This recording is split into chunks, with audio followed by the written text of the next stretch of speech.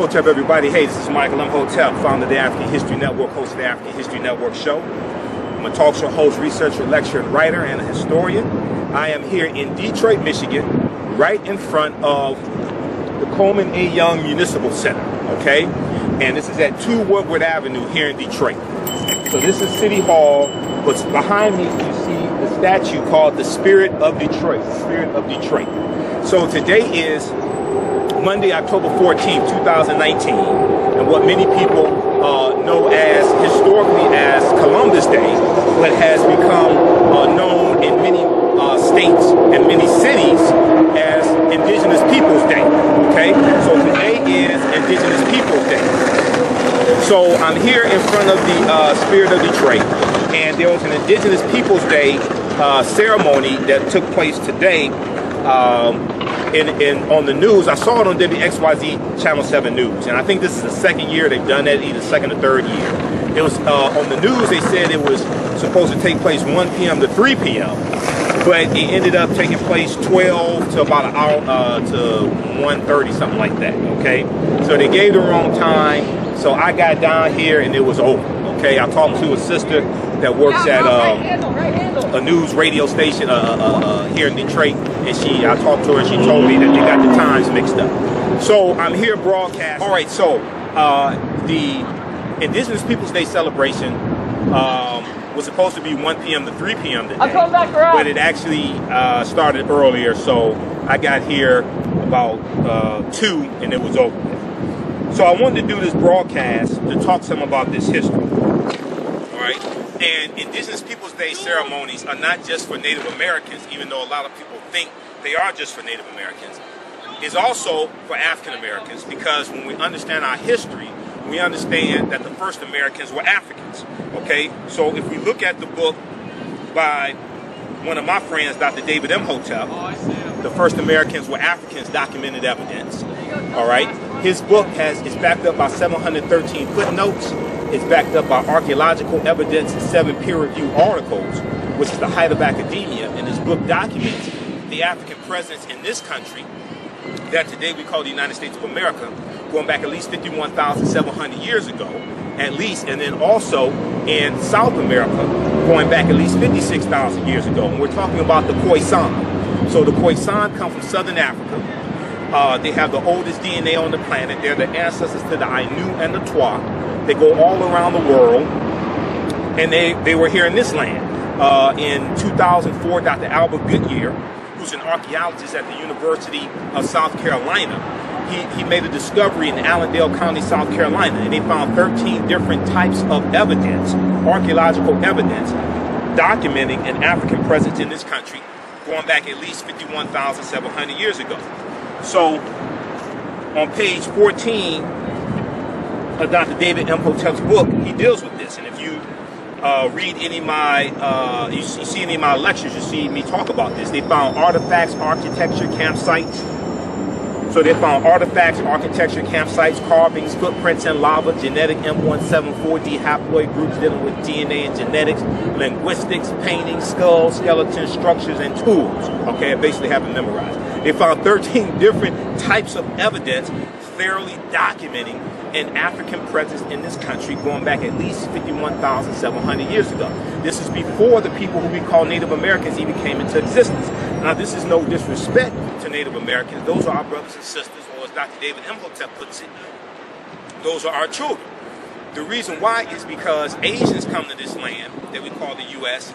about 3000 BC. And the Africans and the Asians intermix, and they're offspring of who we call Native Americans. You're also going to have different groups of African people who were here, because we have been here continuously, at least 51,700 years. We're building mounds, pyramid mounds up and down the Mississippi River. There are about 1 million mounds in this land that we call the U.S., the contiguous United States. So I'm not talking about Hawaii and Alaska, even though there were African people there, like the Inuits in Alaska. I'm not talking about that. I'm talking about the contiguous United States, meaning connected, the landmass that's connected, okay? So we were all throughout this land. There were about 1 million mounds in this land. Today there are only about 100,000, okay? The early mound builders were African people. If you go to Wisconsin, there is a water park in Wisconsin called Wakanda. If you see my lectures dealing with the film Black Panther and showing how the film Black Panther relates to African history, African culture, African language, spiritual systems, etc., I talk about the Wakanda Water Park in Wisconsin. Wakanda is an ancient word. We find the word Wakanda in Native American languages like the Sioux Indian language and the Omaha Ponca Native American language. Wakanda means possessing secret powers. But Wakanda we know is a Bantu word. Bantu was a group of 500 African languages spoken in Southern Africa, spoken in East Africa like Kenya, spoken all the way going west like Cameroon, okay? So when we look at the word Kanda, K-A-N-D-A, Kanda is a Kikongo word, which means family, okay? In different African languages, you have the word Wakanda also, but we know it's a Bantu word. So Wakanda is an ancient word, but when we look at the Wakanda Water Park in Wisconsin, they have historical markers there that talk about the Indian mound builders. Okay, the Indian mound builders. Well, we know the early mound builders were Africans in this land. Cahokia in East Illinois, the S is silent. Cahokia in East Illinois is one of the largest, if not the largest, of those mounds that still exist. Okay, so the evidence is still there. We just have to understand the history. We don't understand this history. So when we have Indigenous Peoples Day celebrations, African people need to be there also. Yes, the transatlantic slave trade happened. I'm not saying it didn't happen, but you have to understand a chronology of history of the last 50,000 years that leads to the transatlantic slave trade happening. So when we look at, this is 2019, the 400th year anniversary of August 20th, 1619 in Virginia. It wasn't Jamestown, it's basically Point Comfort near Hampton, Virginia. When those 29 Africans on that White Lion pirate ship, when they come into Point Comfort, they're exchanged for food and water and supplies. But this is not, even though that did happen, African people have been in this land going back tens of thousands of years. If we look at just the Spanish colonies, the Spanish were here in this land going back to 1513 with Juan Ponce de Leon, the Spanish conquistador coming into Florida. Juan Garrido, G-A-R-R-I-D-O, Juan Garrido was of African descent. He was with Juan Ponce de Leon. So that is probably the first African we know of by name. This is 1513. 1526, the Spanish, who were the second ones to get involved in the transatlantic slave trade, the Spanish are taking Africans into the territory we today call South Carolina.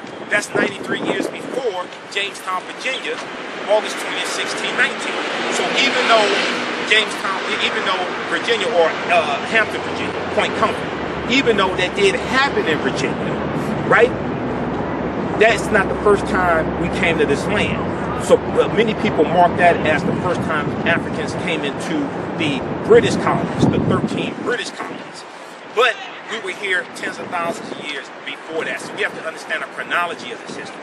Then we also have to understand that the 800-year occupation of Europe by the Africans known as the Moors, who take the teachings from ancient Kemet, ancient Egypt, in the Nile Valley region of Africa.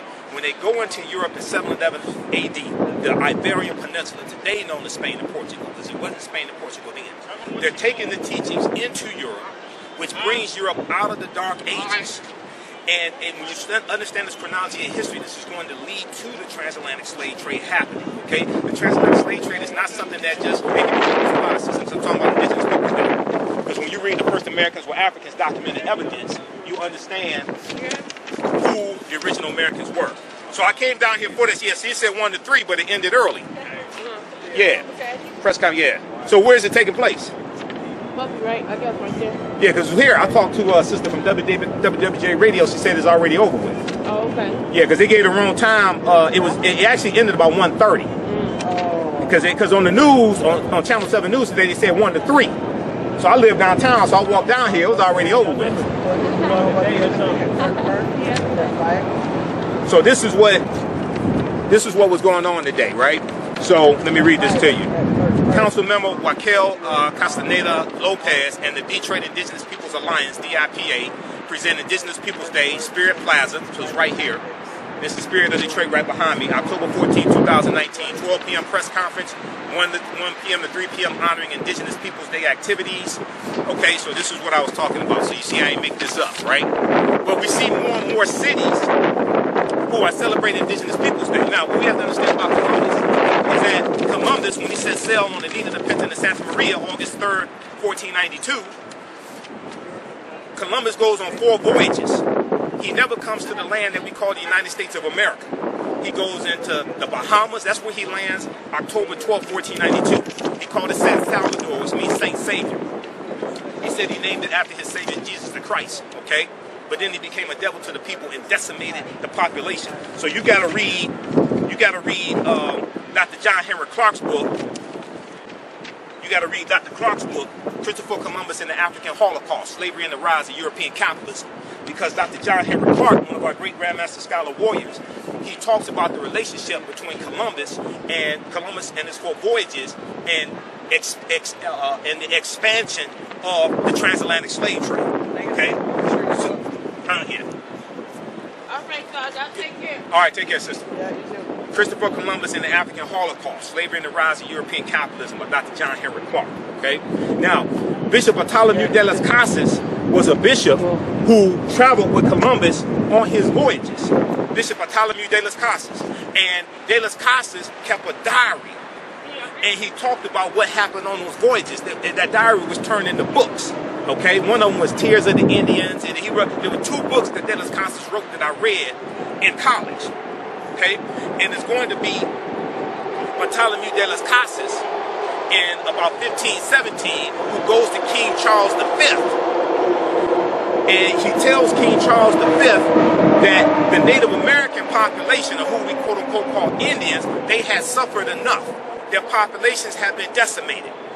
And he suggests that the Spanish start to exclusively bring in and enslave African people. Okay? So then you're going to have the Asiento de Negro of about 1518, the Asiento. And the Asiento is issued by King Charles V, also called King Charles I. The Asiento is the license that the Spanish crown gave to other nations to supply Spanish colonies, Spanish territories with African slaves. That's the Asiento de Negros. Okay, A-S-I-E-N-T-O. We got to study the Asiento because there were policies put in place. There were laws, papal bulls, treaties, like the Treaty of Tordesillas of 1494, the Treaty of Tordesillas, where the Pope divides the non-Christian world between Spain and Portugal and sends Spain and Portugal out to conquer the non-Christian world. Because the Spanish and the Portuguese who had been fighting, they were fighting and killing each other over these new lands that were being conquered, okay, and the mineral wealth and the resources, because Europe is coming out of the Dark Ages. The bubonic plague had caused Europe to lose 1/4 to 1/3 of the population, somewhere between 25 million and 75 million people. The bubonic plague, the Black Death, hits in 1347, and it hits in spurts from 1347 to 1400. So, as Dr. John Henry Clark teaches us, Europe was land poor, people poor, and resource poor. And they're going out in search not just for spices and gold and silver and things like this, resources to rebuild Europe, but they're also looking for another source of sugar. This is one of the things Columbus was looking for. So when you see lectures from one of my teachers, Professor Kabahaya Kamene, who you see in the Hidden Colors documentaries, along with Professor James Small and Dr. Leonard Jeffries, they're all in Hidden Colors 5, the Art of Black Warfare, from Director Tariq Nasheed.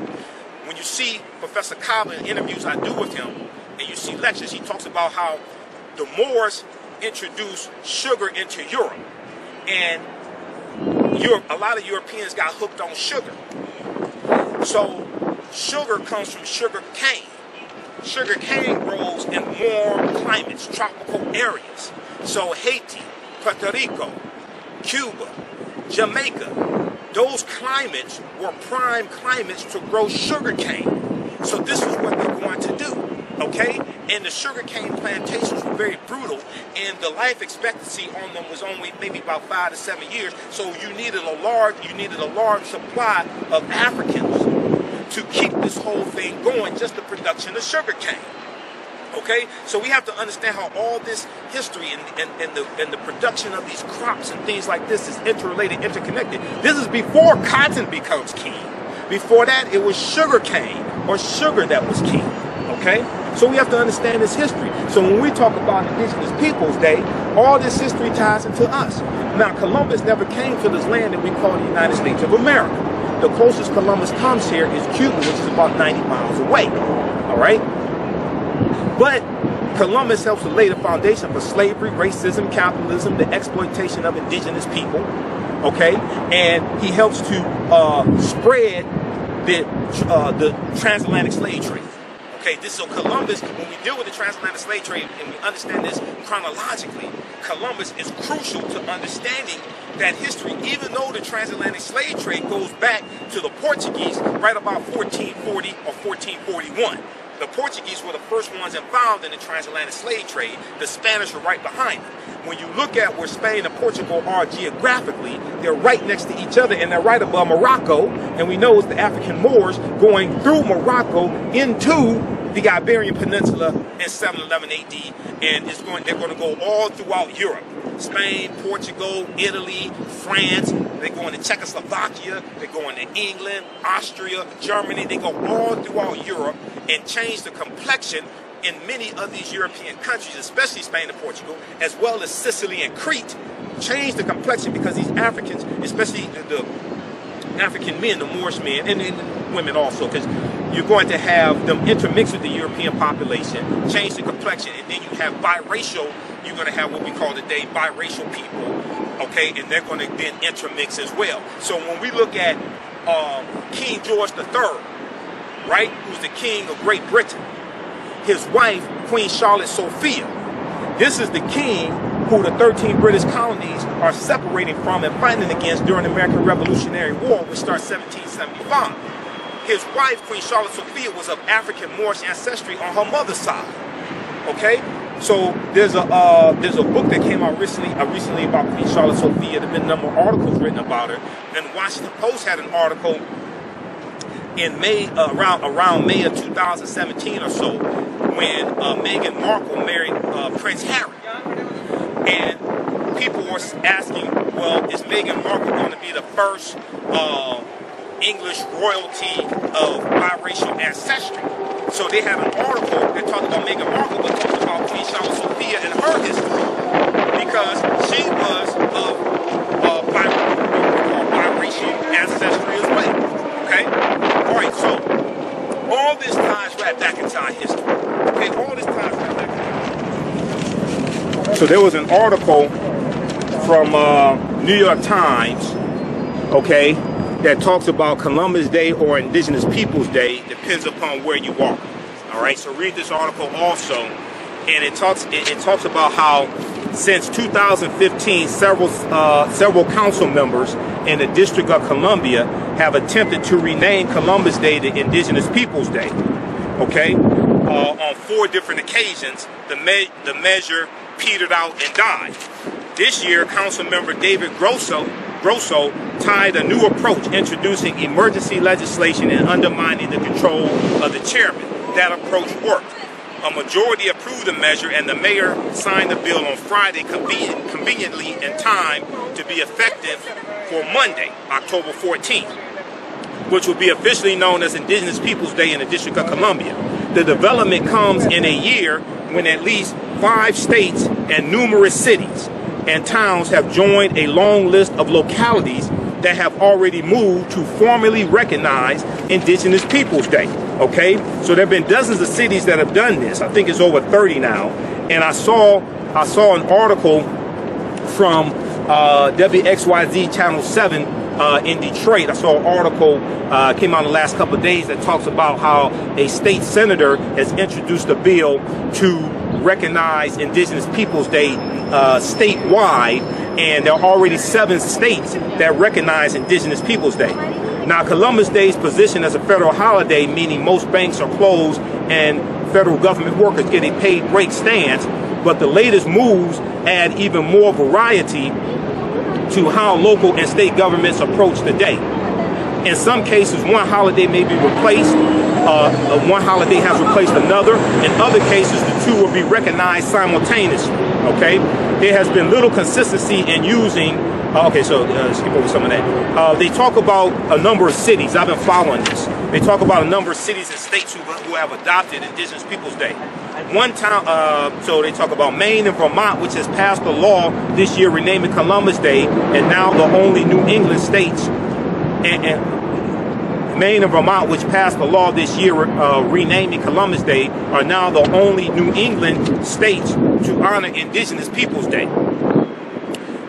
Wisconsin, the state will recognize Columbus Day and Indigenous Peoples Day simultaneously.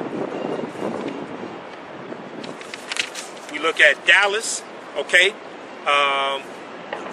Local Native American leaders say a resolution signals progress, but was watered down. The Dallas City Council passed a resolution recognizing Indigenous Peoples Day, but Native American leaders who fought for it said it was whitewashed in the process. The final resolution eliminated a line that said honoring Columbus Day promoted intolerance. So a lot of people are saying honoring Columbus, who was a mass murderer, who inflicted genocide upon Native American people as well as African people. A lot of people are saying honoring Columbus is honoring a mass murderer. And they are correct, okay? Not only that, Columbus never came to the land we call the United States of America. So that somewhere down here in downtown Detroit, there's a statue of, there's a bust of Columbus, okay? He never came to this land, so why you have a statue? But that, you had the Italian population who was really pushing for the celebration of Columbus Day and things like this, honoring Columbus, okay? And I think that even now, some of them, even though they still push it, I think even now some of them realize, well, maybe that wasn't historically accurate to do that, okay? Maybe that was a little insensitive to do that also, all right? I think some of them, not all of them, I think some of them, as people mature and learn more about history, I think some of them have come to realize that. Maybe you may want to celebrate that, but maybe everybody else may not want to celebrate Columbus, okay? New Mexico and beyond, Alexandria, Virginia also demands an end to indigenous sports mascots. However, Americans decide to spend the second Monday in October, the fact that they are actively engaging with history is positive, said Roxanne Dunbar-Ortiz. I agree with that, okay? She's a historian and author. Let me check the camera. Said Roxanne Dunbar-Ortiz. She's a historian and author, okay, of the book An Indigenous Peoples History of the United States. Along with the importance of honoring the nation's often overlooked indigenous past, she says she understands the importance of honoring Italians, okay? She says, but she asks, why not have Leonardo da Vinci, not a genocidal colonizer? Okay, I agree. So when we talk about this, it's not talking about erasing. When we talk about Indigenous Peoples Day, just so people understand, it's not talking about erasing historical contributions that Italians have made to this country. Because people of all different ethnic groups and races have made contributions to this country, okay? But Christopher Columbus never came to this land we call the United States of America. And where he went, he brought genocide, okay? And the destruction of indigenous people, African people, Native Americans, etc. And they brought slavery. So we're talking about honoring a master of genocide. All right, so check out this article here from the New York Times. And more, I think it's probably about over 30 cities now nationwide and 7 states honor Indigenous Peoples Day in some shape or fashion, okay? New York Times published October 13, 2019, updated October 14, 2019. Columbus Day or Indigenous Peoples Day depends where you are. In the past year, at least 5 states and numerous cities and towns have joined a list of places to formally recognize Indigenous Peoples Day. So if there's an Indigenous Peoples Day celebration in your community, African Americans need to be there. Yes, the transatlantic slave trade happened. Yes, it did. But we were here for tens of thousands of years before it happened. Also, you had there various groups of black, what are called black Indians, like Algonquins. You have black Indians. Now, what's going to happen is when European settlers come here, a lot of groups of African people that were here, a lot of them get reclassified as Native Americans. Okay, this is something that Dr. David Imhotep breaks down in The First Americans Were Africans, Documented Evidence, as well as other scholars. So we have to understand this history, okay? So if you like this information, visit our website, AfricanHistoryNetwork.com, AfricanHistoryNetwork.com, okay? You can support the African History Network. All of my DVD lectures are there, including my latest presentations dealing with Black migration 1619 to 2019, as well as my presentations dealing with the film Black Panther, 6 Principles of Political Self-Defense, understanding how laws and policies impact the economic conditions of African Americans. You can donate to the African History Network, paypal.me, paypal.me/the AHN Show. paypal.me/the AHN Show, or at our website, AfricanHistoryNetwork.com, AfricanHistoryNetwork.com. Click on the yellow donate button. That helps us keep doing the research, pay the bills, pay for equipment, things like this. Hopefully I don't have to buy another camera. I just bought this one. It fell over twice. Helps cover expenses also, like when I have to travel out of town to speak at different events, etc. Okay? All right, follow us on our YouTube channel, Michael Imhotep, Imhotep. Follow us on Facebook, The African History Network, Instagram, Michael Imhotep, and Twitter, The AHN Show. All right, hey, I got to get out of here. Remember, at the African History Network, we focus on educating, empowering, and inspiring people of African descent throughout the diaspora and around the world, because right now it's corrects wrong behavior. What you do for yourself, what you do to yourself, and what you allow other people to do to you and get away with is based upon what you think about yourself. What you think about yourself is based upon what you become about yourself. What you become about yourself is based upon everything you've read, heard, and seen about yourself. Remember, right now, this corrects wrong behavior. It's not over till we win. Wakanda forever. Hopefully you learned a lot today. And be sure to register for the online history classes that I teach on Saturdays and Sundays. Saturdays, normally 2 p.m. to 4 p.m. Eastern Standard Time. I teach ancient Kemet, the Moors, and the Ma'afa, understanding the transatlantic slave trade, what they didn't teach you in school. Visit our website, theafricanhistorynetwork.com, theafricanhistorynetwork.com, to register for the online classes. And right on the homepage, scroll down, you see information about our radio show. We're on Sundays, 9 p.m. to 11 p.m. Eastern Standard Time. We broadcast on our social media platforms. My class is Ancient Kemet, one of the original names for Egypt, the Moors, and the Ma'afa, understanding the transatlantic slave trade, what they didn't teach you in school. We deal with thousands of years of history and what leads up to the transatlantic slave trade taking place, okay? So you can join us Saturday, October 7th and 14th. And 21st and 28th, 2 p.m. to 4 p.m. Eastern Standard Time. We have a couple of videos here you can watch as well to the previews. The class is on sale $80, regularly $130. We do the sessions live. All the sessions are archived and recorded. Actually, we dropped the price to $60. So on sale $60, regularly $130. We do the sessions live. All the sessions are archived and recorded. You can go back and watch them anytime, okay? So even after the class is over with, you still have access. So a year from now, 2 years from now, you can go back and watch the entire course. Sundays, I teach Black resistance movements from the Haitian Revolution, U.S. Civil War, Civil Rights Movement, and Black Power Movement, 1800 to 1968. So we're going to have another session of this class coming up October 14th, okay? Sunday, October 15th. We'll have another session of this class coming up Sunday, October 15th. So as soon as you register, you can go watch the previous classes. This class is on sale $40. As soon as you register, you can go back and watch the previous classes, and you'll be ready to join us Sunday, October 15th. Also, if you'd like to stop for information, you can support the African History Network, $, the AHN Show through Cash App. $ the AHN Show through Cash App, also through PayPal, paypal.me /the AHN Show. This helps us keep doing the research, stay on the air, keep broadcasting, pay some of the bills. All right, we have to get out of here. Remember, right now it's corrects wrong behavior. It's not over till we win. Wakanda forever. And we'll talk to you next time. Peace. Is your child struggling with reading, writing, learning loss, and a culturally irrelevant curriculum? Do you want your child to be outstanding at reading and writing and also take pride in their culture? Then you want Reading Revolution Online. Reading Revolution Online is a web-based reading support program. We serve scholars in grades K through 8, and through our innovative approach, we help them build reading confidence and cultural identity development, equipping them for success in school and life. They learn about Black heroes and sheroes through captioned videos, reading selections, and other activities. Reading Revolution online is an experience for the whole family. Do it for the culture. Go to readingrevolution.org and get your